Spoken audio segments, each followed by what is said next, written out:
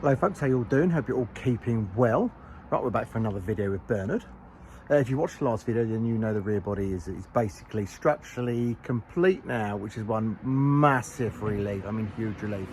So the next job we're going to be tackling is going to be the wheel arches.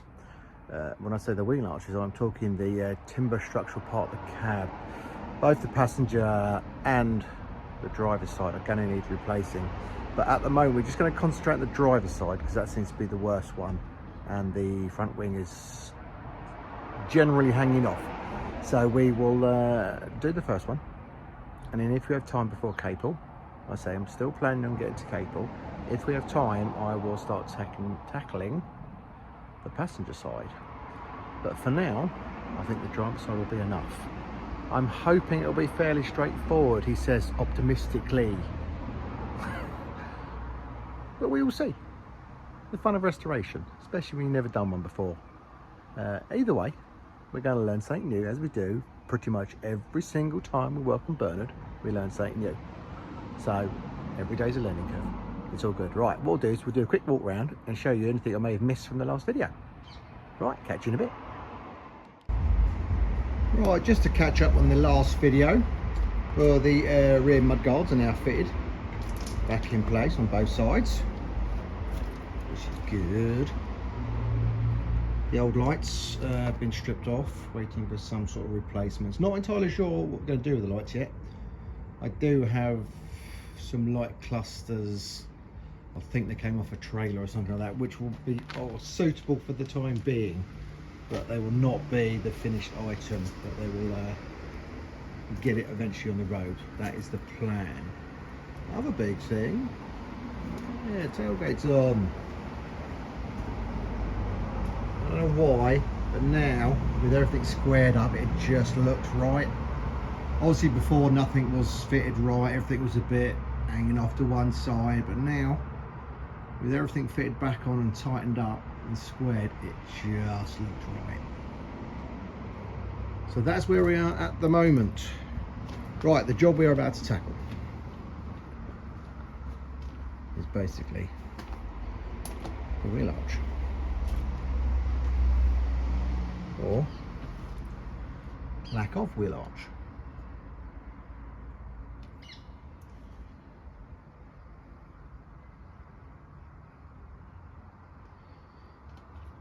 The front section is missing. I think that was just taken out. I found a bit which does resemble a front section. It's not quite as bad. I think maybe a previous owner thought this was a job they're going to tackle themselves and never got around to it. But that's where we're at the moment. The mudguard is just loosely hanging on. The driver's side post of the cab looks pretty good.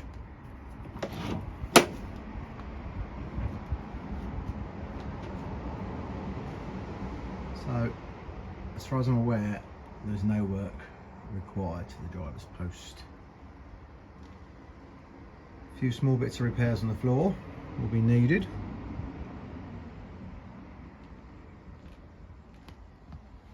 We're not really too worried about that.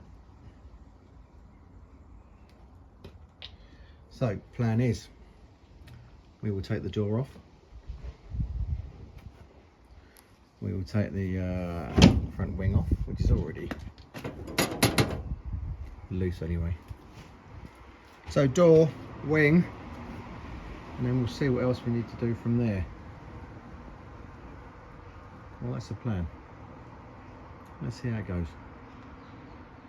Right, well, that didn't take long to strip down. It all came apart fairly easily. I think it's safe to say we can see there is a few problems.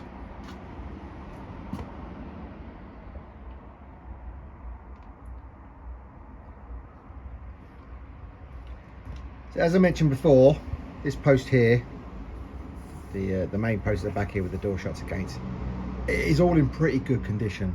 So yeah, that's a good result. The next post where the door hangs on, although it is starting to deteriorate, to be fair, it is actually reasonably solid. All the fixings are quite firm. So that one, I think we'll be happy to leave that. Possibly job for another day at some point. Given the age of the vehicle, I can't imagine it's ever really had any timber work done before. It is just starting to show, you know, its age. A lot of the timber is really quite hard now, but it is going to need work at some point. At some point it will be probably a full cab rebuild. Well, that's not the point at the moment. The only main issue we've got is this, what I'd say, is it an A-post? What we call in a modern car, probably an A-post, yeah. It has rotted out the bottom. Let me get the angle on that. The bracket is still fairly firmly attached. So from about sort of here upwards, it's quite solid. It's just this bottom bit here, it ain't good. Again, this looks like this will be a job for another day, because that looks like major surgery to replace that. I'll have a word with Matt Foster whether a repair piece is available, whether something could be spliced in, but I can't imagine there is. You know, that is one whole piece of timber running straight to the top there. It's a fairly structural sort of part. But at the moment, the bottom bracket is quite firm. We'll probably paint some a bit of hardener on there, just to prolong the life a bit longer. Like I say, the bracket is still mounted on there, and I seem to be doing its job still. So I think for now it will be a case of reassembling. It's not a massive part of the job really to take that apart and do some work on it. If you've got to replace a whole bit of timber, then you're talking a huge job. But that would be, you know, many years to come when the cab would come off and have to undergo sort of like a full restoration. But for now, we should concentrate on the worst bits, get it back on the road, have a bit of fun, and then possibly in a few years' time, when I've won the lottery and I've bought a massive barn somewhere, have all the indoor amenities, we shall strip Bernard down properly. But at the moment, for a back garden restoration, we've got to kind of make do with what we got. So that's where we are. We shall proceed removing the rotten bit of timber and start putting the new bits in. Right, we have one rusty inner wheel arch. To be fair, it's not that bad. I know it looks a bit rough, but it's not that bad. It's only the actual step really that's gone. So what we're going to do is, on this strip here, we're basically going to measure back probably about 1.5 inches till we're sort of clear of the rust. Cut that whole edge off. Some new sheet steel, off cut there. We'll put a slight bend form in it, put a little step on the actual new piece that's going to be sort of welded in there, and yeah, get that welded in, some new holes drilled. This lower part here, I'll probably end up sort of just cutting out, bending a piece in and patching that. I want to keep as much of the original stuff as possible. You know, some people probably end up cutting the whole section off and redoing it, but there's nothing wrong with this, and it's all original, so we will leave it. We'll cut out this little section, like I said,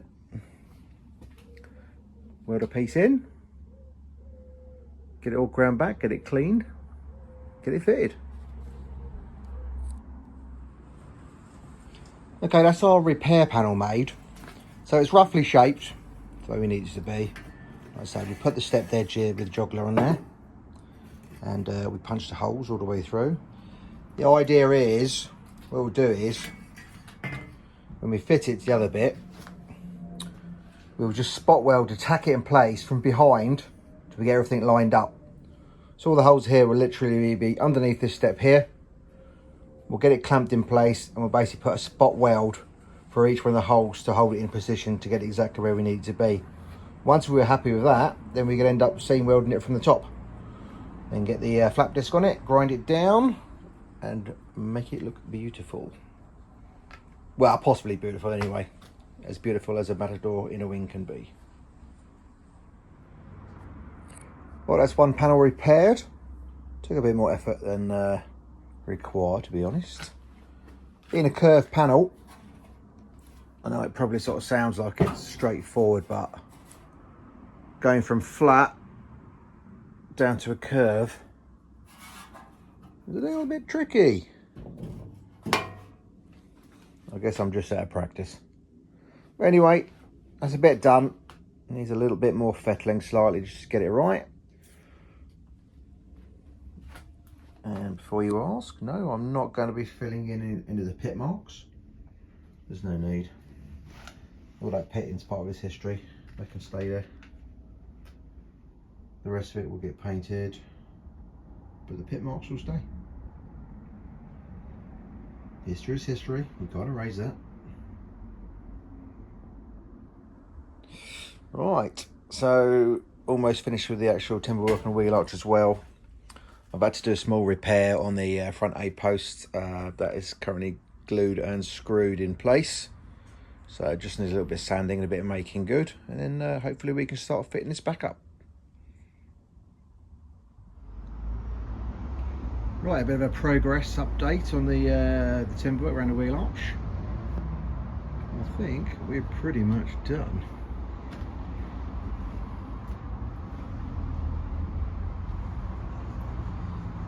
So the front repair, I'll be honest, it's not the best bit of carpentry work I've ever done, but it is strong, it is glued, it's pre-drilled, it is screwed, and for the time being it's going nowhere. It's never going to be seen again, and like I say, it is solid. Is it my best bit of work? No, but what else you do? You replace the entire timber, but that's just not happening at the minute.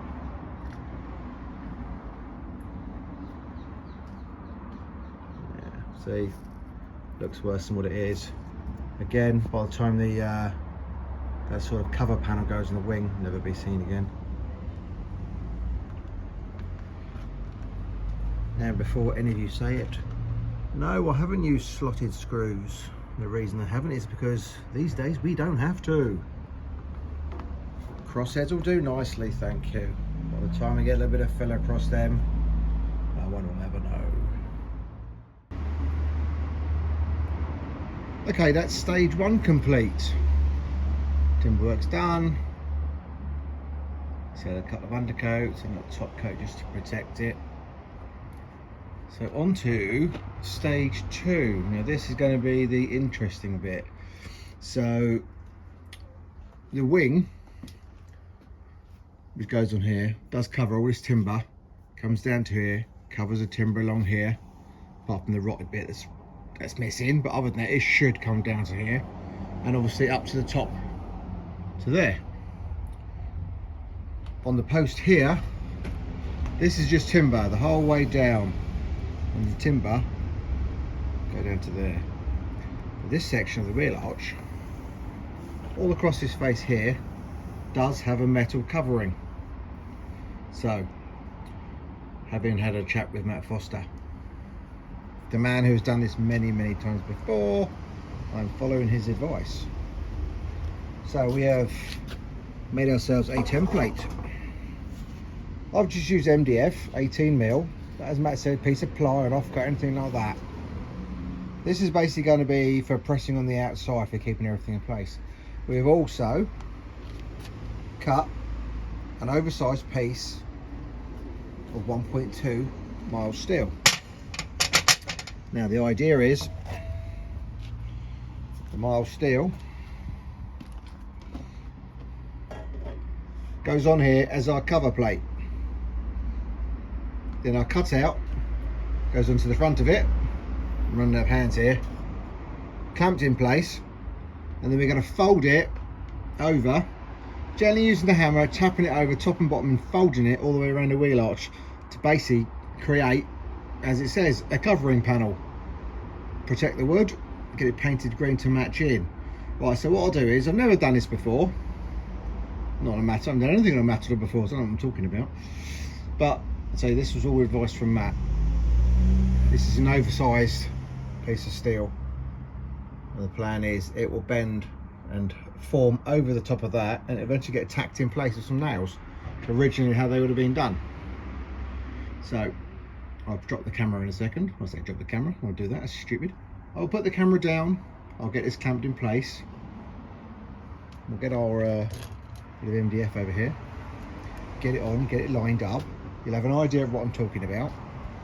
And then we shall start forming the new covering. Like I said, never gone through this process before, not on a Matador or any other vehicle. But I am actually looking forward to this. Matt just said take your time, slowly work your way around it. We may have to put a cut here to allow the bend. And I also say we're probably going to put a cut here as well for when it bends over and folds. It will close in at this point here. This bit here will end up opening out. What I might do is, depending on how hot it is, maybe just put a little seam of weld in there. Extra bit of protection, make it last a bit longer. Right, let me get this clamped up and we'll go from there. Right, that's all clamped in place. Just so you get some idea of exactly what I was talking about. Not that you need, if you already knew what I was talking about, you're all intelligent people. So, I've done my cuts out exactly the same size, lengthwise, as the actual new timber arch. Reason being, one, makes it easy to line up here, top and bottom. So I know exactly where my piece of metal needs to be. Follow the line, and same at the front here. We can literally follow the line from there to there. That's 3 clamps. I'm hoping that's enough. If not, then I'll go and find a couple more clamps and clamp it in place. But now we shall start the delicate task of bending it. We have weapons of choice. We shall try the small one, and if we need to work up to the big one, we'll work up to the big one. On top of that, we also have the rubber hammer. Well, might even be a copper hammer in there as well. Yeah, it's probably a copper hammer knocking about it. If we got to the copper hammer, I know things have gone wrong. So that is the plan. I'm now going to start gently working it over and see what happens. Right, let's give it a go. Right, so this is where we are so far. It's taken about 20-25 minutes to start forming, and to be fair, it's actually going really well. The underneath was obviously going to be the easy bit, because effectively you're stretching the metal out slightly when you bend it underneath. We had to do one little cut there and then fold that bit over, which is fine. I probably won't put a weld on that, just to allow for any sort of water drainage to come out. The top, however, as we already said previously, I've had to put a little cut just there.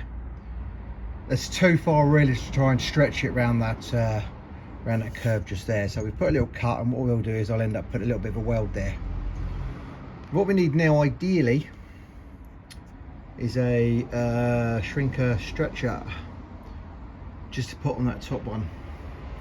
I do have one. I did buy one a while ago. I think this would be really useful, but clearly I've gone too cheap when I bought it, because it's pants, to be perfectly honest with you. I'll clamp it in the vise and see if I can do something with it. But this bit here, if we could just shrink this top bit, this curve here, that would be lovely. That would fit absolutely perfectly. So I'll give it a go. If not, the majority of this is covered anyway. Really, the bit we need to see is this bit here, and that's formed up really well. So we're happy with that. The whole line looks good. I'd just like to get this top bit so a bit flatter, but we do need to shrink it.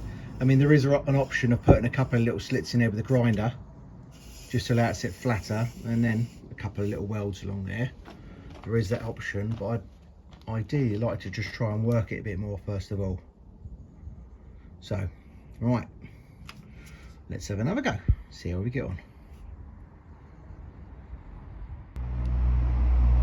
And there we have it, one finished wheel arch cover.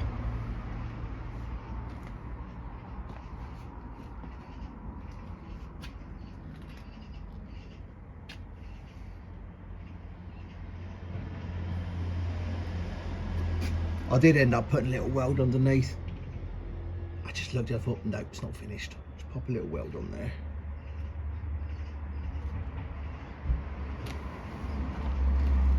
And that cut on the top, we filled that with weld. Grind it down as well.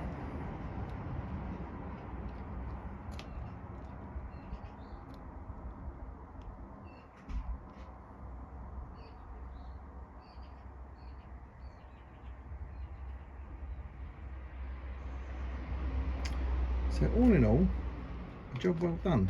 I'm actually really pleased with it.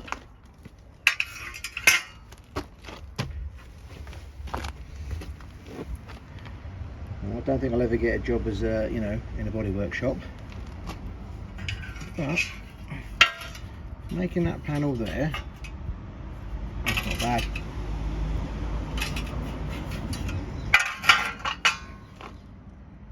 Yeah, happy with that. Right, let's get it fitted.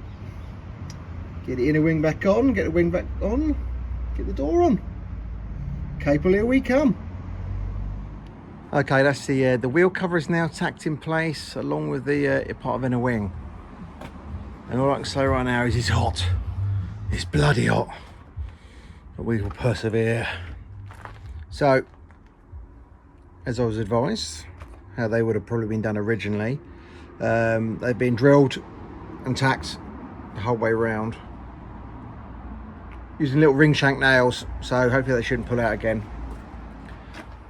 Same underneath, it's just been tacked in place, drilled and tacked, going absolutely nowhere.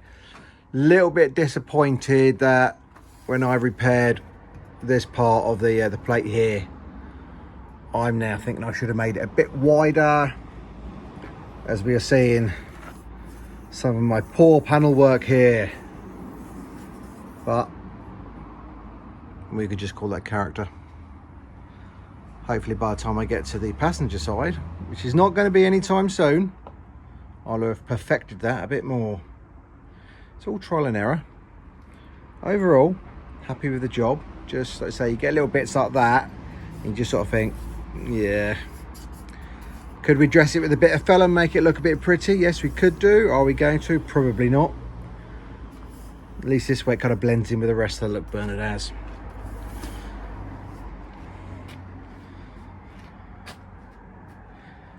Okay, next job, fit the wheel arch. Yeah, get the wheel arch fitted. Then the outer front wing, rehang the door, put a few spaces in the door as it's dropped over the ears. And hopefully that'll be job done on this side, he says, with confidence. Yay. Right, it's been a couple of busy weeks. I've basically spent all my spare time working on Bernard here, trying to get it ready for Capel. Now the driver's side wheel arch is basically complete. I can apologise now, I probably missed a few stages of filming, but time has not really been on our side. So, like I say, I've done as much as I could, but there probably would have been a couple of stages we've missed. But, as you can see now, he's starting to come together. First time in my ownership that driver's side front wheel arch has actually been fully secured in place. And you can just tell the difference just looking at it. It just looks right, the lines are right, it's all there, it just makes such a difference. A superb bit of welding there by myself. Oh no, sorry, that's the next video, I haven't done that bit yet. Job for another day. That's patina is what they call that. Electrics are still to be done. Right, the driver's side wheel arch, it's turned out well, I'm pleased with that. And the door as well. So got a little bit of a lining on the door. Obviously after 86 years it's all gone a little bit wonky donkey. It's sagged a bit in places. Right, where I was concerned before about this strip here, I actually found out from Matt Foster there's actually a gripper rail that goes on top of this edge here. So these coach bolts will probably have to be replaced for the countersunk type, which I just didn't have at the time, which is an easy enough job to take them out and replace them. But there is one grip goes along here, which will cover this edge here, and another one that goes here. So happy days, that'll all be covered up and never be seen again. But there it is. One driver's side wheel arch support. The footsteps back on. The wheel arch is on. We've had to do some adjustment to the door. Now this is how much it's sagged. I don't know if you can see up there. That's where you need more than one pair of hands. So we've had to trim the actual door itself by about 10 mil. Move the hinge down. Same with the bottom one. The bottom one had to be moved down as well, so they all sit properly. That one is currently got some washers. I'll eventually have to get a proper wooden packer cut and fitted in there and glued in place, but for the time being it's got some washers. The reason being is the previous owner some years ago had done the same thing. They packed it out with washers. If it worked for them, it works for me. But like I say, I would get a proper repair done to that. But that's how much the door's dropped basically over the years. And what previous owners had done, so on these hinges they'd put washers on these hinges. If you're familiar with older Land Rover Series 2s and 2As, they have very sort of similar door hinges, and basically the ball bit in the centre there, it wears away. So what happens is quite often is people pack them out of washers, which is fine, but the problem with the washers is the actual ball bit itself doesn't sit in the cup here. And that means there's just too much play in the door. The door itself just moves backwards and forwards too much, but we've eliminated that problem now by actually moving the hinges and realigning the hinges. So the door itself, I'm pleased, it's got a nice line along the bottom, doesn't drag like it used to, opens and closes perfectly. And if you listen really carefully, that sounds just like a Golf. You'll have to be of a certain age to understand that one. Right, so there we have it. Bernard, almost ready for the ball. Capel is 2 weeks away. Yeah, it's only 2 weeks away. Oh, good God, how time flies. So we've still got a few jobs to do. I'm going to say the engine covers are pretty much back in place now. Again, first time in my ownership since they've been on. So it's starting to come together inside.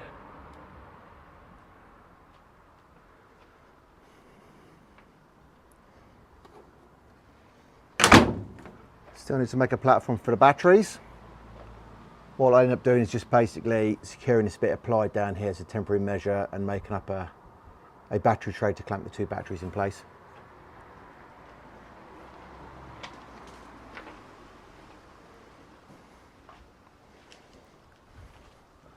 More bits and pieces to be fitted. One wheel, fantastic. Look at that tyre, beautiful. If anyone has another 1400 bar grip, 1420, and they're fairly local to me, please let me know. I'd love another matching one.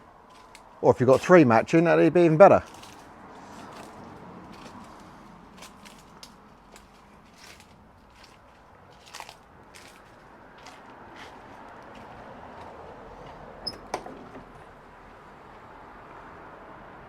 Almost complete on this side as well. Just got the short bit of engine cover, which I did get from Matt Foster a few weeks ago. That's got to be fitted and bolted in place.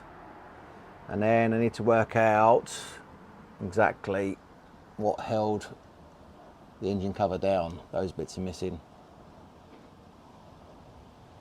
Worst case scenario. For Capel, it would be a cable tie. Oh, don't know if you remember seeing that. Look at that, lubrication chart. Beautiful. That side doesn't sound like a Golf, unfortunately, still needs work.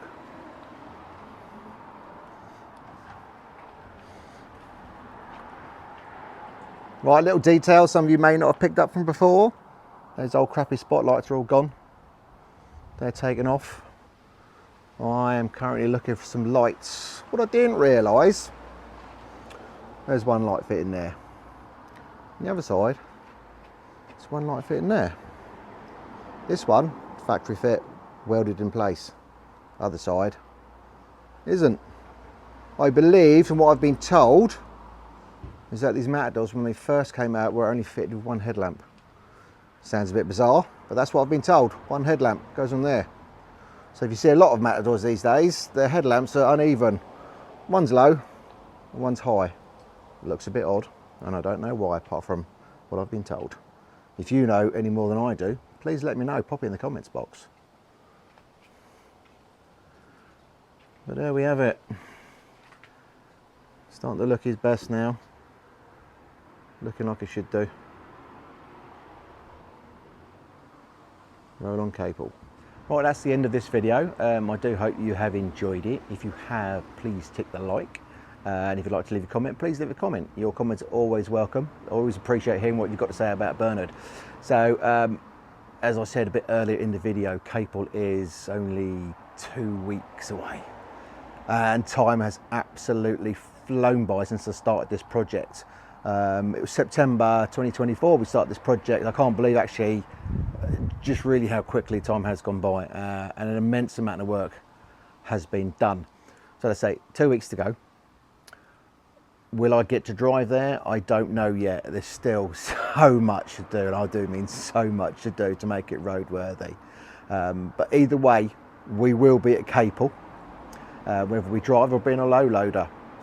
I hope to see you all there. If you have never been to Capel, do look it up. It's a great show.